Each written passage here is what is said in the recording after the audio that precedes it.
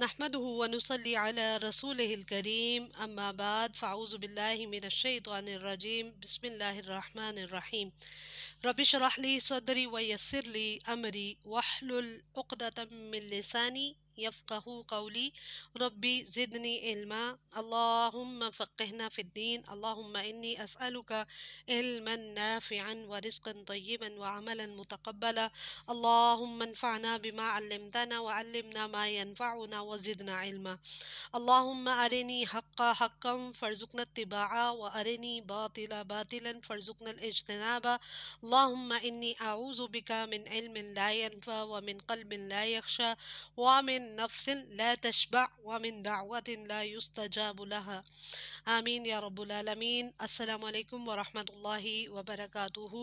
उम्मीद है सब ईमान के साथी सेहत आफ़ियत और ईमान की बेहतरीन हालत में होंगे। इंशाअल्लाह हम दुआ करते हैं कि अल्लाह तबारक व तआला हमें कुरान पाक के साथ जुड़ने, इसके मुताबिक इसके अहकामात के मुताबिक अपनी ज़िंदगियों को ढालने की तौफ़ीक अता फ़रमाए। आज इंशाअल्लाह हम 27वां पारा शुरू करेंगे और कोशिश करेंगे कि आज की नशिस्त में ही इसको मुकम्मल करें। शुरू करते हैं सूरत ज़ारियात। पहली सूरत है 27वें पारे की और इसकी 51 आयात है और ये मक्की दौर में सूरत नाजिल हुई और इसकी 51 नंबर पे आती है और 60 इसकी आयात है। इसका मरकज़ी मज़मून ये है कि व इन्न दीना लवाक़ि, क़यामत का दिन वाक़या होके रहेगा, यानी जज़ा और सज़ा अल्लाह ताला ने मुंतखब की है हर इंसान के लिए। लिहाजा कुरान पर गौर व फिक्र करें और क़यामत के दिन पर ईमान लाएं। ये इस सूरत का मरकज़ी मज़मून है। ज़माना नुज़ूल के एतबार से ऐलान आम के बाद आप सल्लल्लाहु अलैहि वसल्लम के क़याम मक्का के दूसरे दौर में ये सूरत नाज़िल हुई, जब आप सल्लल्लाहु अलैहि वसल्लम पर तरह तरह के इल्ज़ामात लगाए जा रहे थे। तमाम नबियों की तरह आपको जादूगर और साहिर के अलक़ाबात दिए गए और मजनून करार दिया गया। सूरत का किताबी रब देखें तो सूरत काफ में आखिरत की जज़ा और सज़ा और क़यामत को साबित करने के लिए अक़ली दलाइल दिए गए थे, और यहाँ सूरत ज़ारियात में मज़ीद दलाइल अल्लाह तबारक व तआला तारीख़ से, आसमान से, ज़मीन से और मुख्तलिफ़ वाक़यात से ये साबित करेंगे कि क़यामत होके रहेगी। अच्छा जी, और अगर हम इस सूरत को इसकी आयात के मुताबिक देखें तो इसके 8 पैराग्राफ बनते हैं, यानी 8 टॉपिक्स हैं इस सूरत के अंदर। पहला जो है वो आखिरत पर है और कहा गया कि आयत नंबर 1 से लेके 6 तक बताया गया कि गुबार फैलाकर बादलों को घेरने के बाद आहिस्ता आहिस्ता बारिश बरसाने वाली हवाओं की कसम खाएगी। किसी के लिए ये ही हवाएं जो बादल लेके आती हैं ये बाइस रहमत होती हैं और किसी के लिए ये बाइस अजाब होती हैं। जैसे पिछली कौमों पर वो समझ रहे होते थे कि अल्लाह की रहमत आने वाली है, लेकिन उनके अमाल की वजह से ये सजा लाती थी, अजाब लाती थी। ये इस बात की दलील है कि क़यामत आके रहेगी, हर इंसान को उसके अमल का बदला होगा, दिया जाएगा। दूसरे पैराग्राफ में खर्रासून और मुत्तकीन का तकाबुल, यानी उनका कंपैरिजन किया गया, बताया गया, उनके बारे में वजाहत की गई। आसमान से दलाइल यानी कायनात पर गौर करके ऐसे दलाइल मुहैया किए गए कि क़यामत के बारे में अंदाज़ा लगाने वालों का रद्द कर दिया है कि यानी वो अंदाज़े लगाते थे ऐसा कैसे हो सकता है कि हम मरने के बाद दोबारा जिए। तो बताया गया कि ये एक फजूल किस्म का रवैया है और ऐसा इख्तलाफ है जो बिल्कुल गुमान है सिर्फ। इनको पता नहीं इस बात का यकीन क्यों नहीं आ रहा। ये सब असल में हकीकत ये है कि गफलत में रहने वाले हैं। इसी और उसी गफलत की वजह से जब इनको कोई नबी आके ताकीद करता है, तलकीन करता है, तो नसीहत के बाद ये पूछते हैं अच्छा ये कब होगा। जबकि मुत्तकीन क्या करते हैं, जब उनको इस तरह की खबर मिलती है कि क़यामत वाक़या होगी तो वो इस्तग़फ़ार करते हैं। हर किसी मजबूर साइल को अपने माल में से उसका भी हक रखते हैं। मुत्तकीन अल्लाह और बंदों के हकूक़ को पूरी तरह अदा करते हैं। तीसरे पैराग्राफ में क़यामत की मज़ीद दलाइल दिए गए कि आखिरत पर यकीन पैदा करने के लिए अल्लाह ताला ने बेशुमार दलाइल दिए हैं। शर्त यह है कि इंसान का ज़मीर ज़िंदा हो। फिर उसके बाद व इन वफ़ी अनफुसिकुम अफ़ला तुबसिरून, तुम्हारी तो अपनी जान में ही अल्लाह ताला ने मिसालें रखी हैं, क्या तुम देखते नहीं, गौर नहीं करते। चौथे पैराग्राफ में आखिरत की फिर से दलाइल दिए गए और बताया रोज़े महशर برپا ہونے پر آفاق یعنی کائنات اور عقل بے شمار دلائل دے رہے ہیں۔ مشرکین اور منکرین آخرت کو یہ وعید مشرکین اور منکرین آخرت کو وعید سنائی گئی، یعنی ان کو یہ دھمکی دی گئی کہ جس طرح آسمان میں تمہارا رزق ہے، اسی طرح قیامت کی جزا سزا بھی میں بھی، یعنی تمہارا رزق ہی ہے، بیسیکلی جو تم نے عمل کیا اس کے مطابق بدلا ہے۔ وَفِي السَّمَاءِ رِزْقُكُمْ وَمَا تُوعَدُونَ، عقل اس بات کا تقاضا کرتی ہے کہ خالق ارض و سما کی بات حق ہے، اللہ جو کہتا ہے وہ کرتا ہے۔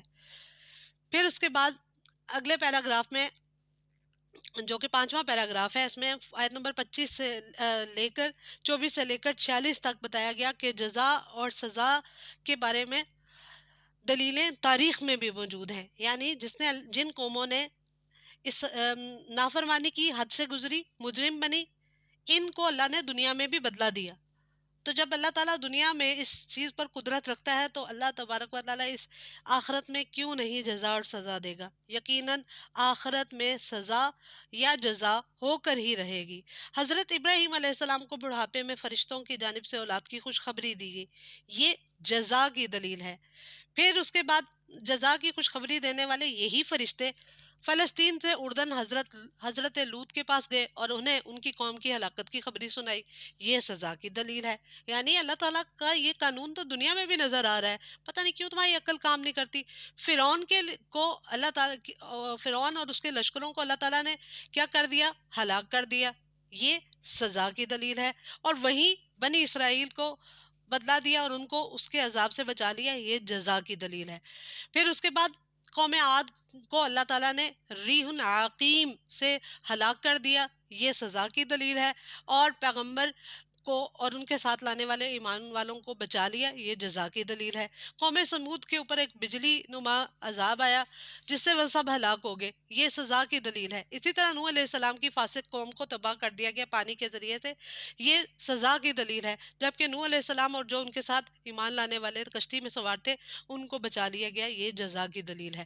5ویں پیراگراف میں امکان آخرت کے مزید دلائل دیے گئے، بتایا گیا زمین کا جوڑا آسمان ہے، کائنات کی ہر چیز کا ایک جوڑا ہے، دنیا کا جوڑا آخرت ہے، ہر چیز جوڑے میں اللہ تعالیٰ نے پیدا کی۔ جزا کا جوڑا سزا ہے۔ اس کچھ جوڑے جو ہوتے ہیں وہ مطلب جینڈر وائز ہوتے ہیں، مذکر مونس کے اعتبار سے، کچھ جو ہم معنی ہوتے ہیں، ٹھیک ہے، اور کچھ جو ہیں وہ تضاد میں ہوتے ہیں، یعنی ایک مذکر مونس، چھوٹا بڑا، اس طرح کر کے مطلب ہر چیز کا اللہ تعالیٰ نے جوڑا بنایا ہوا ہے۔ پھر اس کے بعد بتایا 6 پیراگراف میں توحید اور رسالت پر ایمان لانے کا ذکر کیا گیا اور بتایا گیا کہ شرک سے بچ جاؤ۔ بیان کیا گیا کہ انبیاء ڈرانے والے بن کر آئے ہیں، لیکن لوگوں نے ان کے اوپر اعتراضات کرنے شروع کر دیے، ان کی دعوت کو ٹکرا دیا۔ داعی اور مبلغ کو ہدایت دے کر اور دعوت کے آداب دے کر اللہ تبارک و تعالیٰ نے بھیجا جنوں انس کو کی طرف، اور پھر جنوں انس کو کی تخلیق کو اللہ تعالیٰ نے کسی مقصد کے تحت بنایا ہے۔ کسی بھی چیز کو صرف اللہ تعالیٰ نے فن کے لیے نہیں بنایا، بلکہ ہر چیز کا کوئی نہ کوئی مقصد ہے، اور ان کی جنوں انس کی تخلیق کا مقصد واضح کیا گیا ہے، وہ کیا ہے؟ عبادت الہی، یعنی ہر وقت عبادت اور اطاعت کریں۔ اس کے لیے نہ تو عمر کی قید ہے، نہ وقت کی قید ہے، نہ کسی مرد یا عورت ہونے کی قید ہے۔ پھر اس کے بعد 7ویں پیراگراف میں اللہ تعالیٰ کی 2 صفات کا ذکر کیا گیا کہ وہ رزاق ہے، ذوالقوت المتین ہے، سزا بھی دیتا ہے اور دنیا کو ختم کر کے روزے سزا اور جزا لانے پر پوری قدرت رکھتا ہے۔ آخری پیراگراف میں مزید دلائل دیے گئے آخرت کے لیے اور بتایا عقل انسانی اس بات کا تقاضا کرتی ہے کہ ظالم کو ظلم کی سزا ملنی ہی چاہیے، اس کے لیے آخرت ہوگی اور وہاں پورا انصاف دیا جائے گا۔ اس کے بعد سورۃ طور آتی ہے، یہ قرآن پاک کی ترتیب کے اعتبار سے 52 نمبر پہ آتی ہے اور اس کی 49 آیات ہیں۔ مکی دور میں یہ صورت نازل ہوئی۔ سورۃ طور سورۃ حاقہ کی طرح اعلان عام کے بعد رسول اللہ صلی اللہ علیہ وسلم کے قیام مکہ کے دوسرے دور میں نازل ہوئی، جب آپ پر شک کیے جا رہے تھے، الزامات کیے جا رہے تھے۔ اور پھر اس کے بعد اس کا مرکزی مضمون دیکھیں تو یہاں پہ ذکر کیا گیا ان عذاب ربک لواقع، مکذبین قیامت کے لیے جن نے بھی اللہ تعالیٰ کے دین کو جھٹلایا وہ مکذبین ہے، اور ان پر قیامت واقعہ ہو کے رہے گی۔ پھر اس کے بعد اگر اس کا کتابی ربط دیکھتے ہیں تو سورۃ طور میں بھی پچھلی سورت ہی کی طرح آخرت کو واضح کیا گیا ہے، آخرت کے دلائل دیے گئے۔ پھر اس کے بعد یہاں پہ سورت کی آیات کے مطابق اس کو 5 پیراگراف میں تقسیم کیا گیا ہے۔ پہلے پیراگراف میں آیت نمبر 1 سے 16 تک روز قیامت کو جھٹلانے والوں کو خبردار کیا گیا، بتایا گیا کوہ طور اور اس پر دی جانے والی تعلیمات سب کے ساتھ وہی تھی، جس طرح قرآن ایک وحی ہے۔ جزا اور سزا کے دلائل فراہم کیے گئے، بیت المعمور، آسمان کی اونچی چھت اور موزن سمندر، یہ سب کیا ہیں؟ اللہ تعالیٰ کی نشانیاں ہیں۔ مشرکین کو خبردار کیا گیا کہ وہ ان قرآنی دلائل کے بارے میں سنجیدگی سے غور کریں، اس قرآن کو جادو کہہ کر معاملے کی سنجیدگی کو غیر سنجیدہ نہ بنائیں۔ پھر اس کے بعد اگلے پیراگراف میں مکذبین اور متقین کا ذکر کر دیا گیا۔ دوسرے پیراگراف میں آیت نمبر 17 سے 28 تک بتایا گیا کہ مکذبین کی ضد مصدقین ہے، یعنی اس کا جوڑا کیا ہے؟ سچ بولنے والے اور جھٹلانے والے، یعنی وہ لوگ جو قیامت کی تصدیق کرتے ہیں اور تقوی کے ساتھ زندگی گزارتے ہیں، یہ متقین ہے، اور جو اس کے مخالف قیامت کی تصدیق نہیں کرتے، اس کے منکرین ہیں، وہ سب کے سب کیا ہیں؟ مکذبین ہیں۔ مکذبین کے لیے اللہ تبارک و تعالیٰ نے جہنم کا عذاب تیار کیا ہوا ہے، اور متقین کے لیے اللہ تعالیٰ نے اخروی انعامات اور جنت کی تصویر کشی کی۔ اس کے بعد اس پیراگراف میں اگلے تیسرے پیراگراف میں آیت نمبر 29 سے 43 تک 43 تک مزید قرآن کی تذکیر کا حکم کیا۔ قرآن ایک نصیحت ہے۔ پھر یہاں یہ بات بتائیں گی کہ منکرین آخرت کے سامنے ایسے سوال رکھے اللہ تعالیٰ نے جن پر غور کرنے سے ان کے شکوک و شبہات کا ازالہ کیا جا سکتا ہے، لیکن شرط یہ ہے کہ قرآن پڑھیں تو نہ، سمجھیں گے تو ہی ان کی شرح صدر ہوگی۔ اللہ کے وجود کو ثابت کرنے کے لیے پوچھا گیا کیا یہ اپنے خالق خود ہیں؟ انہیں مخلوق ثابت کرنے کے لیے پوچھا گیا کیا انہوں نے آسمان زمین کو پیدا کیا؟ انہیں خوش فہمیوں کی دنیا سے نکالنے کے لیے پوچھا گیا کیا اللہ کے خزانوں پہ ان کا تصرف ہے؟ ان کی لا علمی کو ثابت کرنے کے لیے پوچھا گیا کیا ان کے پاس کوئی سیڑھی ہے جس کی وجہ سے یہ غیب کی جا کے خبریں لے کے آتے ہیں؟ فرشتوں کے بارے میں ان کے عقیدے کو غلط ثابت کرنے کے لیے پوچھا گیا کیا اللہ کے لیے نعوذ باللہ بیٹیاں ہیں اور تمہارے لیے بیٹے؟ رسول اللہ صلی اللہ علیہ وسلم کے اخلاص کو ثابت کرنے کے لیے پوچھا گیا کیا وہ تم سے کوئی اجر مانگتے ہیں، کوئی پیسے مانگتے ہیں ایمان لانے کی پر اور اطاعت کرنے پر، جو تم وہاں سے بھاگتے ہو؟ آخر میں مشرکین سے توحید کا اقرار کرانے کے لیے پوچھا گیا ان دلائل کی روشنی میں ان ساری باتوں کو جواب تو دو کہ اللہ کے سوا کوئی اور معبود ہو سکتا ہے؟ پھر اس کے بعد اگلے پیراگراف میں آیت نمبر 44 سے 47 تک قیامت کو جھٹلانے والے مشرکین کو سخت وعید سنا دی گئی اور تنبیہ کی گئی تیار رہو، اگر تم نہیں ایمان لاؤ گے، اللہ تعالیٰ کی اطاعت نہیں کرو گے تو دگنے عذاب کی تمہیں دھمکی دی جا رہی ہے۔ مشرکین کا رویہ یہ ہے کہ اگر آسمان کا ٹکڑا بھی ٹوٹ کر ان پر گرنے لگے نا تو یہ اسے بادل کہیں گے، یعنی کسی نشانی پر، کسی بات سے متاثر ہی نہیں ہو رہے، کسی چیز پر ان کا دل بسیج ہی نہیں رہا، ڈر ہی نہیں رہے۔ قیامت کے دن ان کی چالیں ان کے کوئی کام نہیں آئیں گی، نہ ان کی مدد کی جائے گی، اور ظالموں کے لیے بڑا عذاب ہے۔ اس کے بعد آخری پیراگراف میں آیت نمبر 48-49 میں آپ صلی اللہ علیہ وسلم کو ہدایات جاری کی گئی کیا صبر کے ساتھ اپنی دعوت کا کام جاری رکھیں اور صبح و شام اللہ کی تسبیح بیان کریں۔ یہ ساری وہ چیزیں ہیں، تسبیحات، اللہ کا ذکر، صبر، جو کہ انسان کی پروٹیکشن میں، انسان کے کو استقامت دین کے لیے، یہ سارے وہ عمل ہیں، اللہ کا ذکر، تسبیحات اور صبر، جو کہ انسان کو دین پر ثابت قدم رکھتی ہیں۔ اور پھر اس کے بعد آپ کو اللہ تعالیٰ کبھی بھی بے یار و مددگار نہیں چھوڑے گا۔ جب اللہ تعالیٰ اپنے نبی کو یہ ساری باتیں کہہ رہے ہیں تو اللہ تبارک و تعالیٰ آپ کی امت کے لیے بھی یہی ساری ہدایات جاری کی ہیں۔ فَإِنَّكَ بِأَعْيُنِنَا، سبحان اللہ، اللہ تعالیٰ صلی اللہ علیہ وسلم کو کہتے ہیں کہ آپ ہماری آنکھوں کے سامنے ہیں۔ رسول اللہ صلی اللہ علیہ وسلم سے خاص التفات ظاہر کیا گیا اور خوشخبری دی گئی کہ یہ دعوت اپنے منطقی انجام کو پہنچ کر رہے گی، یعنی اللہ کا دین غالب ہو کے ہی رہے گا، چاہے کسی کو کتنا ہی برا لگے۔ رسول اللہ صلی اللہ علیہ وسلم نہ صرف مکہ بلکہ پورے بلاد عرب اور بلکہ پوری دنیا پر اسلام کی دعوت کو لے کر آئے ہیں، اور یہ دنیا میں پھیل کر ہی رہے گی۔ پھر اس کے بعد مرکزی مضمون کو اگر دیکھیں تو یہاں پھر بتایا گیا کہ اللہ کا عذاب واقعہ ہو کے ہی رہنا ہے ان لوگوں پر جو کہ روز قیامت کو جھٹلاتے ہیں، لہٰذا ایمان لے آئیں۔ سورۃ النجم قرآن پاک کی ترتیب کے اعتبار سے 53 نمبر پہ آتی ہے اور اس کی 62 آیات ہیں، اور یہ مکی دور میں سورت نازل ہوئی، اور اس کا مرکزی مضمون یہ ہے کہ جو بت تھے مکہ میں جو رکھے گئے تھے خانہ کعبہ میں، ان کی شفاعت پر انحصار کرنے کی بجائے محمد صلی اللہ علیہ وسلم کی لائی ہوئی وحی کی تعلیمات پر ایمان لانا چاہیے۔ مطالبہ کیا گیا اہل مکہ سے، بلکہ پوری دنیا سے، اور کہا گیا کبیرہ گناہوں سے بچو، اعمال صالح کرو۔ ہر انسان نے اپنے کیے کا بوجھ خود اٹھانا ہے، دوسرے کی کوئی بھی کوشش کسی کو فائدہ نہیں دے گی۔ ہر انسان جو محنت کرے گا اس کا بدلہ پائے گا۔ زمانہ نزول کے اعتبار سے بتایا گیا کہ یہ معراج کے موقع پر یہ صورت نازل ہوئی رجب 12 میں، اور اس کا کچھ حصہ معراج کے موقع پر اور دوسرا ہجرت حبشہ کے قریب نازل کیا گیا۔ پھر اس کے بعد اس سورت نجم کے فضائل میں ایک حدیث آتی ہے۔ عبداللہ بن مسعود رضی اللہ تعالیٰ عنہ کہتے ہیں کہ نزول کے اعتبار سے یہ وہ پہلی صورت ہے جس میں آیت سجدہ ہے۔ پھر اس کے بعد اس کا کتابی ربط یہ ہے کہ سورت قاف، زاریات اور طور میں آخرت کے دلائل ہیں، اور سورت النجم میں بتایا گیا کہ آخرت میں نجات کا اصل دار و مدار توحید کے عقیدے کی پختگی ہے، اور ساتھ ہی ساتھ اعمال صالح یعنی ایمان لا کر صالح عمل کرنا۔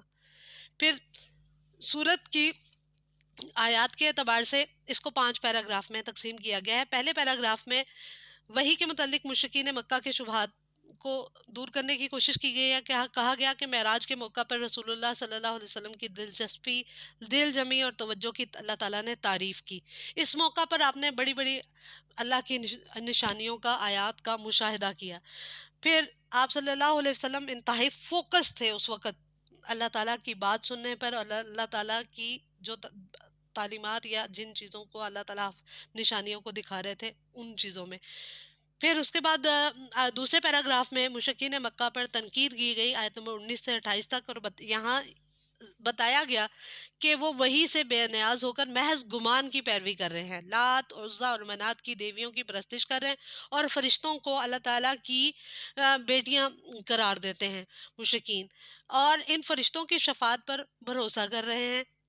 طائف میں نصب لات کا بت بنو ثقیف کا معبود تھا، یہ ایک نیک آدمی کا بت تھا جو حاجیوں کو پانی پلایا کرتا تھا۔ وادی نخلا میں نصب عزا کا بت قریش کا معبود تھا، اور پھر اس کے بعد قدید میں نصب منات کا بت بنو خزاعہ کا معبود تھا۔ اسی طرح شعرا ایک ستارے کا نام ہے جو سورج سے زیادہ گرم ہے، یہ بھی بنو خزاعہ کا معبود تھا۔ ان کی وضاحت کی گئی کہ یہ سب کے سب تمہارے لیے کچھ بھی فائدہ مند نہیں ہے، تمہارا عقیدہ درست ہوگا، اعمال صالح یعنی اللہ کے لیے خالص اور آپ صلی اللہ علیہ وسلم کی سنت کے مطابق ہوں گے تو تمہارے اعمال قبول ہوں گے۔ پھر اس کے بعد آیت نمبر 29 سے لے کر 35 تک آپ صلی اللہ علیہ وسلم کو کچھ ہدایات جاری کی گئی۔ فرمایا گیا قرآن کی دعوت سے منہ موڑنے والے سے آپ اعراض برتیں۔ یہ سب کے سب دنیا پرست لوگ ہیں۔ قیامت کی عدالت کا مقصد بتایا گیا، یعنی اللہ تعالیٰ نے قیامت والے دن جو میزان رکھنا ہے، اس کا مقصد کیا ہے کہ جو اچھا ہے اس کو اس چیز کا جزا دی جائے، اور جو برا ہے اس کو اس کی سزا دی جائے۔ اہل جنت کبیرہ گناہوں سے اجتناب کرتے ہیں، جنتی لوگوں کی صفات ہے یہ۔ پھر اس کے بعد آیت نمبر 36 سے 55 تک چوتھے پیراگراف میں صحف ابراہیم اور صحف موسیٰ کی تعلیمات کا خلاصہ بیان کیا گیا۔ مشرکین مکہ کی جو قیادت تھی ان کو دعوت دی گئی کہ وہ غور و فکر کریں اور روز قیامت کے بارے میں سوچیں کہ وہ ایسا دن ہوگا جس دن کوئی کسی کا بوجھ نہیں اٹھائے گا، ہر ایک کو اس کے عمل کا بدلہ دیا جائے گا، اس کی کوشش کا بدلہ دیا جائے گا، اور اللہ تعالیٰ ہر چیز کا رب ہے۔ بتایا گیا صحف ابراہیم اور صحف موسیٰ کی بنیادی تعلیمات بھی کچھ ایسی ہی تھی، کوئی نفس کسی دوسرے کا بوجھ نہیں اٹھائے گا، انسان کے لیے وہی ہے جو وہ کمائی کرے، انسان کی کوشش دیکھی جائے گی اور پھر اس کو بدلہ دیا جائے گا۔ قرآن پاک بھی یہی تعلیمات دیتا ہے۔ پھر یہاں یہ بھی بات واضح کی گئی کہ آخر رب کی طرف ہی تم سب کو لوٹنا ہے، یہ پچھلی کتابوں میں کا بھی درس تھا، اور اب قرآن بھی یہی دیتا ہے، بتاتا ہے کہ اللہ ہی انسان کو ہنساتا اور رلاتا ہے، اللہ ہی زندگی اور موت دیتا ہے، اللہ ہی نار اور مادہ کا جوڑا بناتا ہے اور اس کی پھر افزائش کرتا ہے، پھر اس کے بعد تمہاری ایک اور زندگی ہوگی، یہ سب کچھ اللہ ہی کے ذمے ہے۔ وہی انسان کو رزق دیتا ہے اور امیر دیتا ہے، امیر بناتا ہے۔ پھر اس کے بعد اس نے 4 قوموں یعنی عاد، سمود، قوم نوح اور قوم لوط کو ہلاک کرنے کے کچھ واقعات اللہ تبارک و تعالیٰ نے ذکر کیے۔ بتایا گیا تاریخ گواہی دیتی ہے کہ وہ اقوام کو ہلاک کرنے کی پوری طاقت رکھتی ہے۔ کون؟ اللہ سبحانہ و تعالیٰ کی ذات۔ لہٰذا اپنے عقیدے کی اصلاح کرو اور اس کی خاطر آخرت پر ایمان لاؤ اور اپنے عمل کو ام، پیغمبر کی اطاعت کے مطابق کر لو۔ پھر اس کے بعد آخری پیراگراف میں آیت نمبر 56 سے 62 تک قرآن پچھلے صحیفوں کی طرح انذار کا فریضہ دیتا ہے۔ قریش مکہ کو تنبیہ کی گئی کہ وہ اللہ کے کلام قرآن کے ساتھ سامدون بن کر منفی رویہ اختیار کر رہے ہیں۔ آخر میں فسجدوا للہ وعبدوا کے الفاظ سے قریش کو اللہ کی بندگی اختیار کرنے کی دعوت دی گئی اور بتایا گیا کہ ہر کسی کو اپنے عمل کا بوجھ خود اٹھانا ہے۔ سورۃ القمر قرآن پاک کی ترتیب کے اعتبار سے 54 نمبر پہ آتی ہے۔ اس کی 55 آیات ہیں۔ مکہ میں نازل ہوئی ہے سورت۔ ہجرت مدینہ سے 5 سال پہلے غالباً 790 میں حضرت عائشہ کہتی ہیں کہ جب حضرت عائشہ کھیلا کرتی تھیں تب آپ صلی اللہ علیہ وسلم کے قیام مکہ کے تیسرے دور میں یہ نازل ہوئی، اور جب آپ پر الزامات لگائے جا رہے تھے۔ شق القمر کا واقعہ بھی ہوا اس وقت۔ ہجرت سے 5 سال پہلے منا کے مقام پر یہ واقعہ پیش آیا اور یہ آپ صلی اللہ علیہ وسلم کی قرب قیامت ہونے کی آنے کی دلیل تھی، یعنی یہ اقتربت الساعۃ وانشق القمر، یعنی قیامت قریب آ گئی اور چاند 2 ٹکڑے ہو گیا۔ تو یعنی قیامت کی نشانیوں میں سے یہ تھا کہ چاند کے 2 ٹکڑے ہونا، اور یہ وہ دور تھا جب آپ کو بہت زیادہ آپ کی تکذیب کی جا رہی تھی۔ اس کا کتابی ربط یہ ہے کہ سورۃ النجم میں کچھ واقعات کا ذکر اجمالی طور پہ کیا گیا، اور سورۃ طور میں بھی جھٹلانے والوں کا ذکر کیا گیا، اور یہاں سورۃ القمر میں بھی قریش کا قرآن کو سحر مستمر کہنے کا تذکرہ کیا گیا۔ اور پھر اس کے بعد اس مطلب سورۃ القمر کی یہ 55 آیات کو 7 پیراگراف میں تقسیم کیا گیا ہے اپنے مضامین کے اعتبار سے، اور یہاں پہ قوموں کی ہلاکت کے بھی مختصراً واقعات ہوں گے، پھر جزا اور سزا کے تاریخی واقعات کا ذکر ہوگا۔ پہلی آیت سے 8ویں آیت تک پہلے پیراگراف میں واقعہ شق القمر بیان کر کے قرب قیامت کی طرف اشارہ کر دیا گیا۔ ہر نشانی اور دلیل دیکھنے کے بعد مشرکین مکہ کی ضد اور اعراض پر سخت تنقید کی گئی، اور بتایا گیا کہ روز قیامت ہر بکھری ہوئی ٹڈیوں کی طرح قبروں سے تم برآمد ہو کے آ رہے ہوگے، اور یہ وقت تمہارے لیے بڑا ہی کٹھن ہوگا۔ یعنی سب لوگ دنیا میں جیسے مختلف جگہوں پہ پھیلے ہوئے ہیں نا، تو اسی طرح یہ پھیلے ہوئے لوگ ان قبروں سے، مختلف جگہوں پہ لوگوں کی قبریں ہیں تو یہ ان جگہوں سے سب اکٹھے کر کے اللہ تعالیٰ کی طرف لائے جائیں گے۔ پھر اس کے بعد داستان تکذیب دوسرے پیراگراف میں ذکر کی گئی نوح علیہ السلام کی قوم کی، آیت نمبر 9 سے 17 تک، اور بتایا گیا کہ اللہ تعالیٰ نے جھٹلانے والوں کو ہلاک کر دیا تھا پانی میں، اور یہ نصیحت کے لیے ایک واقعہ ہے۔ پھر تیسرے پیراگراف میں آیت نمبر 18 سے 22 تک قوم عاد کا واقعہ بتایا گیا کہ جھٹلانے والوں کو اللہ تعالیٰ نے سخت تیز ہوا سے ہلاک کر دیا ہے۔ پھر اس کے بعد ان سے عبرت حاصل کرو، نصیحت حاصل کرو۔ پھر اس کے بعد چوتھے پیراگراف میں قوم سمود کی داستان ذکر کی گئی، آیت نمبر 23 سے لے کر 32 تک بتایا گیا کہ قوم سمود کے انجام سے منکرین آخرت کو خبردار ہو جانا چاہیے۔ حضرت صالح کو بھی ان کی قوم نے ایسے ہی کذاب کہا تھا، اور آج قریش مکہ بھی اسی روش پر چل رہے ہیں۔ قوم سمود کو صیحۃ واحدہ یعنی ایک زوردار آواز اور دھماکے سے ہلاک کر دیا گیا۔ یہ سب کے سب سچے واقعات ہیں۔ کیا تم قرآن کو پڑھتے ہو؟ ہم نے قرآن کو آسان بنایا تاکہ تم سب لوگ اس سے عبرت حاصل کرو۔ آیت نمبر 33 سے لے کے 40 تک 5ویں پیراگراف میں قوم لوط کی داستان کو ذکر کیا گیا اور بتایا گیا کہ تاریخ کے اس واقعے میں تمہارے لیے عبرت کا سامان موجود ہے۔ پھر اس کے بعد آیت نمبر 41 سے 42 تک چھٹے پیراگراف میں آل فرعون کی تکذیب کا واقعہ ذکر کیا گیا۔ آل فرعون پر اللہ تعالیٰ کی گرفت کا تذکرہ یہاں کیا گیا، اور طاقت کے نشے میں فرعون کے انجام سے مکہ کے لوگوں کو خبردار کیا گیا۔ بتایا گیا کہ وہ کیسا طاقتور حکمران تھا، اس کی فوج کیسی تھی، لیکن اللہ تعالیٰ کی پکڑ نے ان کی تمام طاقت کو مٹی میں ڈال دیا۔ اور پھر اس کے بعد آیت نمبر 43 سے 55 تک آخری پیراگراف میں قریش کی شکست کی پیشین گوئی کر دی گئی۔ بتایا سوالیہ انداز سے قریش کو سمجھایا گیا کیا ماضی کی ہلاکت شدہ قوموں کے مقابلے میں تمہارے رویے کچھ زیادہ مختلف ہیں؟ نہیں، بالکل بھی نہیں۔ تم بھی تو رسول کی ویسے ہی تکذیب کر رہے ہو جیسے وہ کر رہے تھے، حالانکہ اور ان کے واقعات تمہارے سامنے ہیں۔ پھر اس کے بعد مجرمین، آخرت میں بھی مجرمین کو عذاب ہوگا اور دنیا میں بھی مجرمین کو اللہ تعالیٰ اپنے عذاب سے دوچار کرے گا۔ پھر اس کے بعد وَلَقَدْ أَهْلَكْنَا أَشْيَاعَهُمْ کے الفاظ سے بتایا گیا کہ ہلاکت کے لیے اللہ تعالیٰ کا قانون ہر زمانے میں ایک ہی ہے۔ اللہ کا قانون، جو اللہ تعالیٰ کے پیغمبروں کی تکذیب کرے گا اللہ سب کو ہلاک کر دے گا۔ متقین کے لیے انعامات کا ذکر کیا گیا اور مسلمانوں کو تسلی دی گئی کہ انہیں سچائی کا مقام حاصل ہوگا، انہوں نے سچائی کی پیروی کی، لہٰذا ان کو اس سچائی کا بدلہ دیا جائے گا۔ اور بتایا گیا کہ کافروں کی طاقت چاہے وہ جتنے بھی مضبوط ہو جائیں آخر کار ان کو شکست ہو کے رہے گی۔ سورۃ الرحمن قرآن پاک کی ترتیب کے اعتبار سے 55 نمبر پہ آتی ہے اور اس کی 78 آیات ہیں، اور یہ بھی مکی دور کے ابتدائی حصے میں نازل ہوئی۔ اور یہاں پہ اللہ تبارک و تعالیٰ نے اپنی نشانیوں کا ذکر کیا اور جن و انس کو اس چیز کی طرف قائل کیا کہ وہ اللہ کی نشانیوں پر غور کریں۔ اور پھر اس کے بعد سورۃ الرحمن کی کچھ خصوصیات ہیں کہ یہ سورت اپنے انداز میں ایک خاص ہم آہنگی رکھتی ہے، اور یہ سورت دور تکذیب میں نازل ہوئی۔ سورۃ الرحمن کا کتابی ربط یہ ہے کہ سورۃ القمر میں بار بار تکذیب کا ذکر ہوا اور 5 قوموں کی تکذیب کے واقعات سے مشرکین مکہ کو ڈرایا گیا۔ سورۃ الرحمن میں انسان اور جنات دونوں سے بار بار سوال کیا گیا کہ وہ اللہ کی کون کون سی نشانیوں کو جھٹلائیں گے، یعنی اتنی زیادہ اللہ کی نشانیاں ہیں کہ انسان ان نشانیوں کو دیکھ کر اطاعت کی طرف آ جائے۔ کیا تم ان نشانیوں کو دیکھ کے اطاعت کی طرف نہیں آؤ گے؟ تو ایک ایسا خوبصورت انداز ذکر کیا گیا۔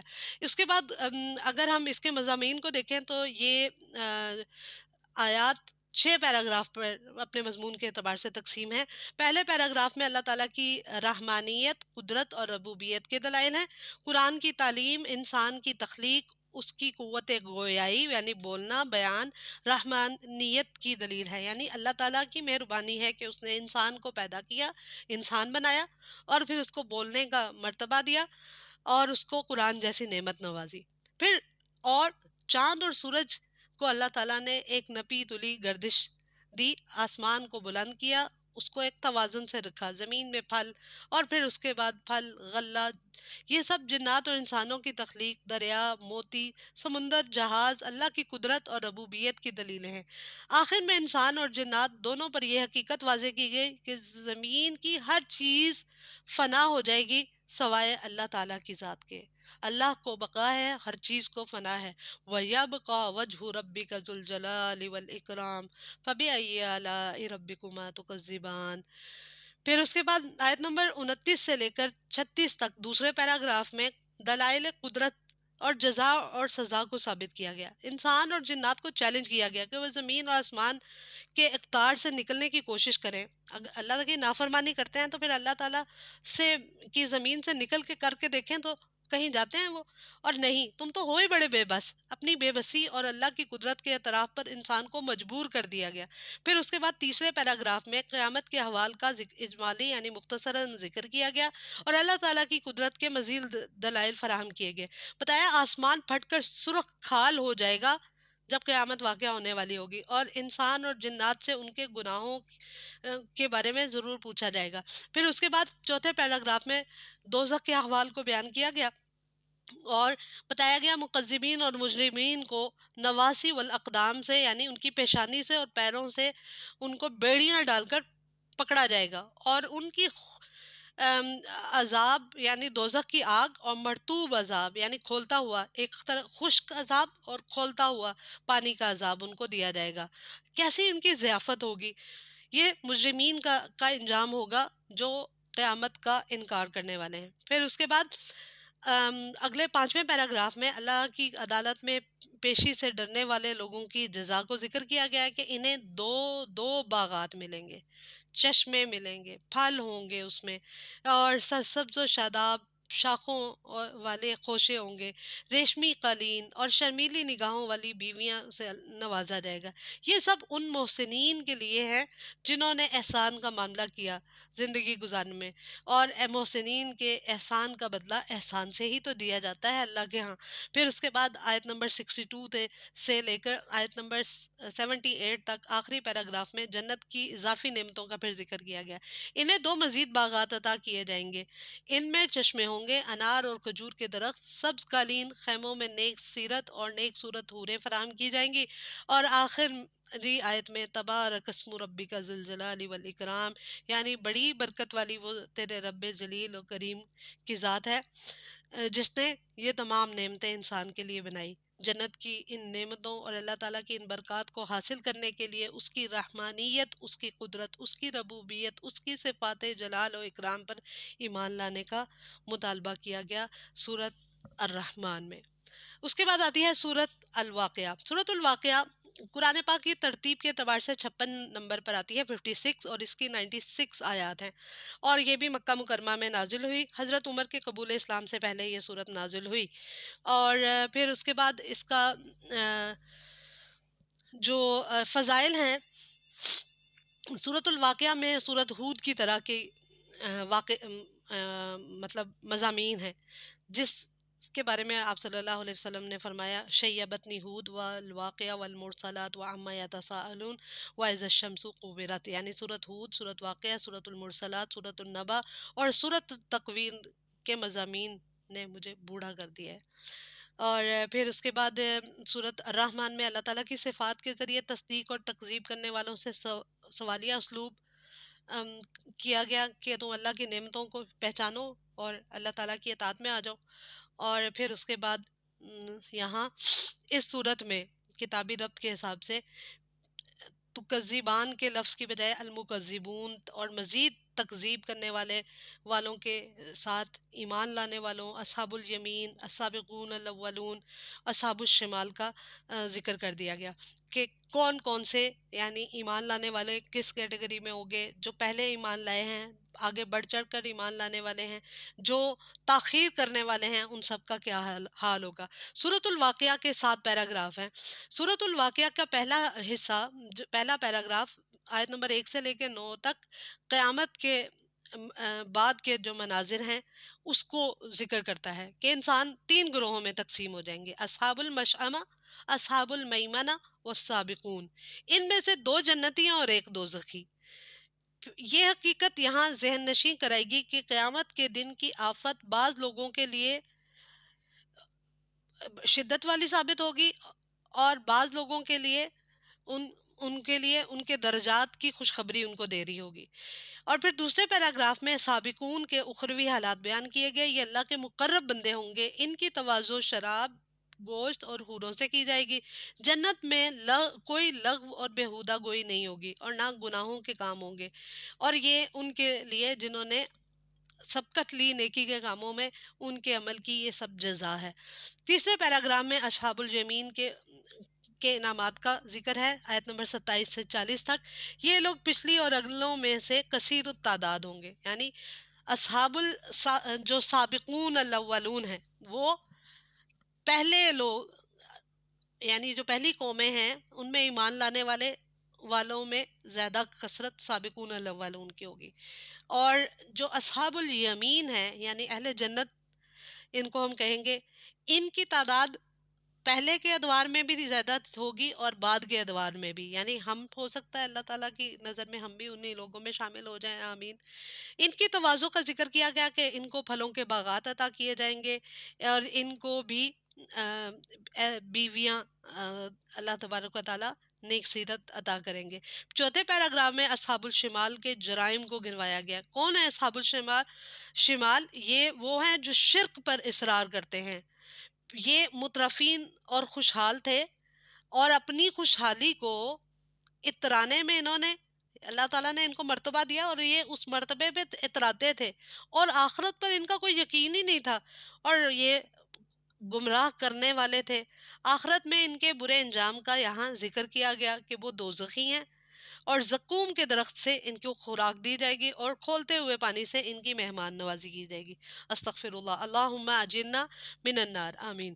پھر اس کے بعد 5ویں پیراگراف میں مزید دلائل دیے گئے آخرت کے بارے میں، اور بتایا گیا کہ یہ آیت نمبر 57 سے لے کر 74 تک بتایا گیا کہ یہ منی جو تم ٹپکاتے ہو اس کے خالق تم ہو یا اللہ۔ اس سوال کے ذریعے یعنی یہ بتایا گیا کہ تم دنیا میں کیسے آ گئے۔ اب تمہیں اللہ نے اگر تخلیق کیا ہے تو تمہیں اللہ ہی کے بتائے ہوئے طریقے پہ زندگی گزارنی ہے۔ پھر اگلے 3 سوالوں کا مقصد اللہ کی قدرت اور اللہ تعالیٰ کی ربوبیت فراہم کرنا ہے۔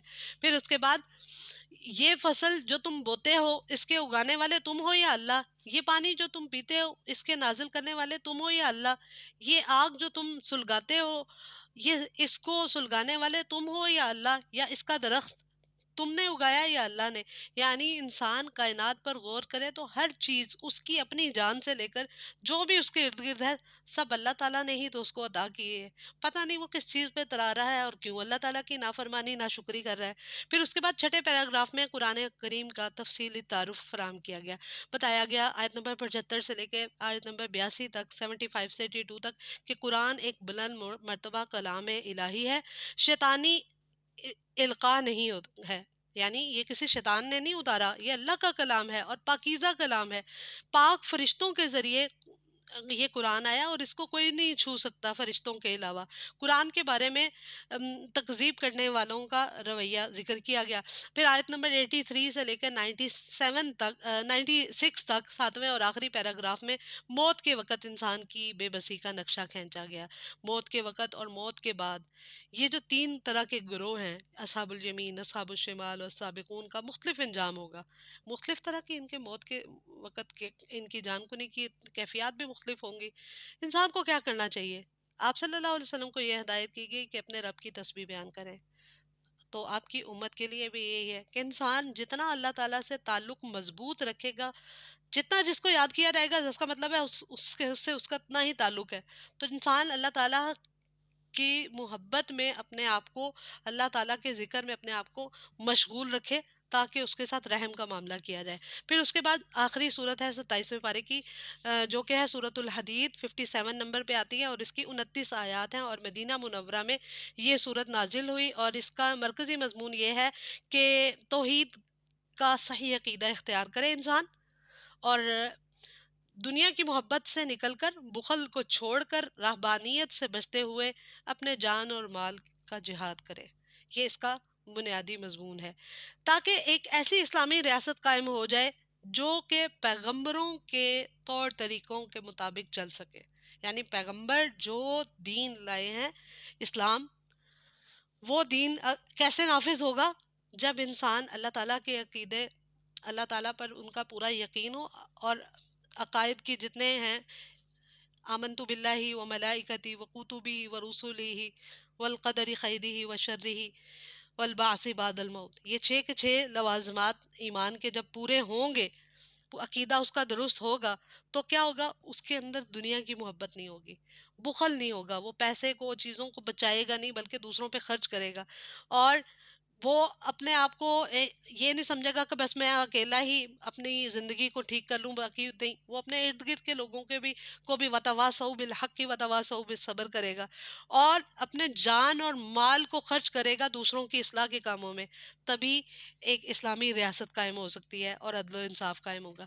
پھر یہ جو صورت ہے یہ جنت کے راستے پر چلنے کے بارے میں ہدایات جاری کرتی ہے کہ جنت پر کے راستے پر اگر چلنا چاہتے ہو تو تمہارے عقیدہ درست ہونا چاہیے، اور پھر خرچ کرنے والے ہو، جان سے بھی اور مال سے بھی، اور اسلامی قوانین کو تبھی اللہ تعالیٰ تمہارے اندر نافذ کرے گا، اور ایسی صورت میں تمہیں اللہ تعالیٰ کی مغفرت حاصل ہوگی دنیا میں بھی، اور آخرت میں مرنے کے بعد بھی تمہیں جنت میں داخل کر دیا جائے گا۔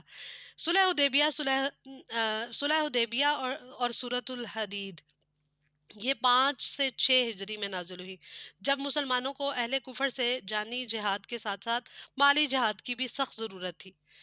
اور پھر اس کا اگر ہم کتابی ربط دیکھیں تو یہاں پہ پچھلی صورت میں سابقون اور اصحاب الیمین کے اجر و ثواب کا ذکر ہے، اور یہاں وہ صفات بتائی گئی کہ اگر تم چاہتے ہو کہ تم سابقون میں یا اصحاب الیمین میں شامل ہو جاؤ تو تمہارا رویہ کیسا ہونا چاہیے، اور کیا عدل و انصاف کا رویہ تبھی ہوگا جب تم اللہ کی راہ میں جان اور مال سے خرچ کرو گے۔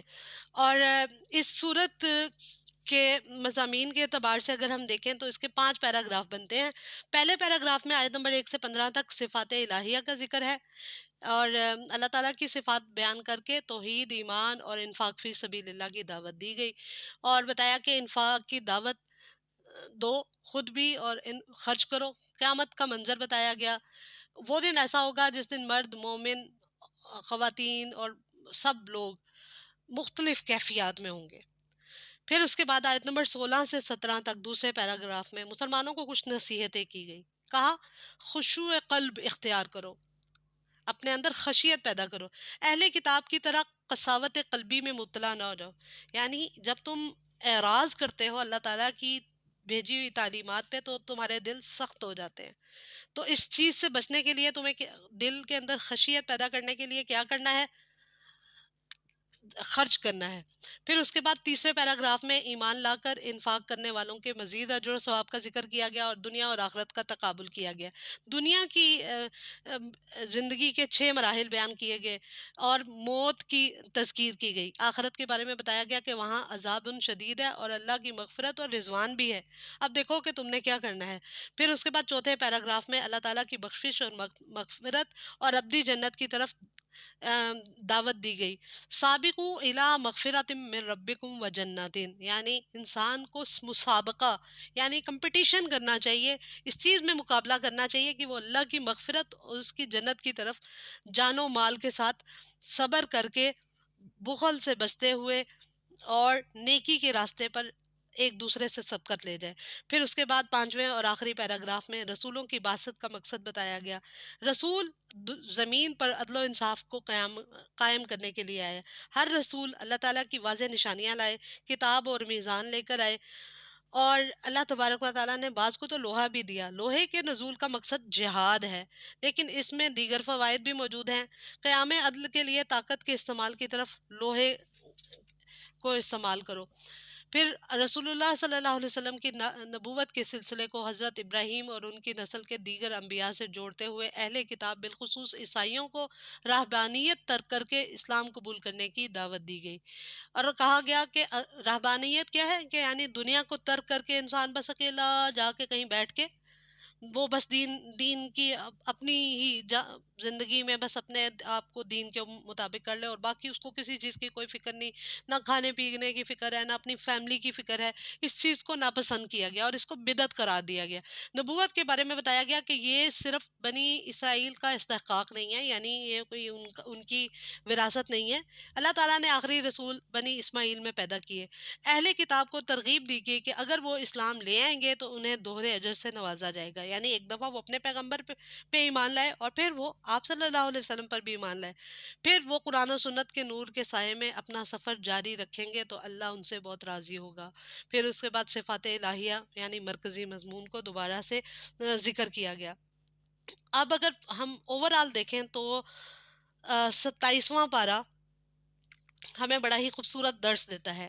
کیا کہتا ہے کہ قیامت اور آخرت کی تیاری کے لیے نیک اعمال میں اضافہ کریں، اللہ کی نعمتوں کو یاد کرتے رہیں اور ناشکری سے بچتے رہیں، قرآن سنتے رہیں اور اس کے مطابق اپنی عادات کی اصلاح کرتے رہیں، تکبر سے بچنا چاہیے، عاجزی اختیار کرنا چاہیے، اللہ نے جو رزق دیا ہے اس کو حلال طریقے سے کمائیں اور حلال طریقے سے ہی اس کا مصرف کریں، صدقہ خیرات کریں، ذخیرہ اندوزی نہ کریں، بخل نہ کریں، گناہوں سے توبہ کرنے میں دیر نہیں کرنی چاہیے، اور ہر وقت اپنے عمل کی اصلاح کرتا رہے انسان، اور ہر پورا اللہ تعالیٰ پر توکل کرے اور اللہ کے لیے ہی صبر اختیار کرے۔